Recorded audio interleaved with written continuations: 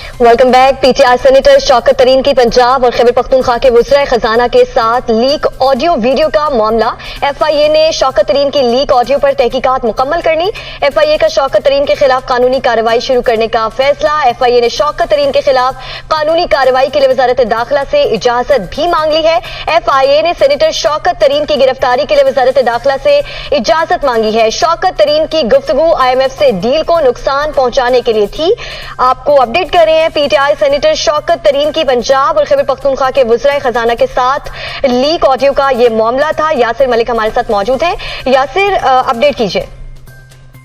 जी बिल्कुल, पाकिस्तान तहरीक-ए-इंसाफ के सेनेटर शौकत तरीन की पंजाब खैबर पख्तूनख्वा के वज़ीर खजाना के साथ ऑडियो लीक का ये मामला है। एफआईए ने शौकत तरीन की लीक ऑडियो पर तहकीकात जो है वो मुकम्मल कर ली है। एफआईए ने तहकीकात के बाद शौकत तरीन के खिलाफ कार्रवाई शुरू करने का फैसला कर लिया है। एफआईए ने शौकत तरीन के खिलाफ कानूनी कार्रवाई के लिए वजारत दाखिला से इजाजत जो है वो तहरीरी तौर पर मांग ली है।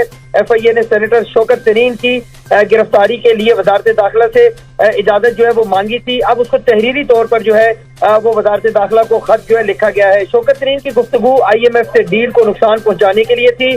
एफआईए की जानिब से ये बताया गया है कि शौकत तरीन कौमी मफादात और सिक्योरिटी को नुकसान पहुंचाना चाहते थे। एफआईए ने जो तहकीकात की उसमें वफाकी हुकूमत ने शौकत तरीन की ऑडियो लीक पर तहकीकात के लिए मामला जो है वो एफआईए को भिजवाया था, जिस पर अब उन्होंने तहकीकात जो है वो अपनी मुकम्मल कर ली है। लेकिन अब उनको जो मजीद तहकीकात के लिए और उनके खिलाफ जो कानूनी कार्रवाई है उसके लिए और उनकी गिरफ्तारी के लिए जो है वो एक खत जो है वो लिखा गया है और खत में इजाजत जो है वो मांग ली गई है। जी।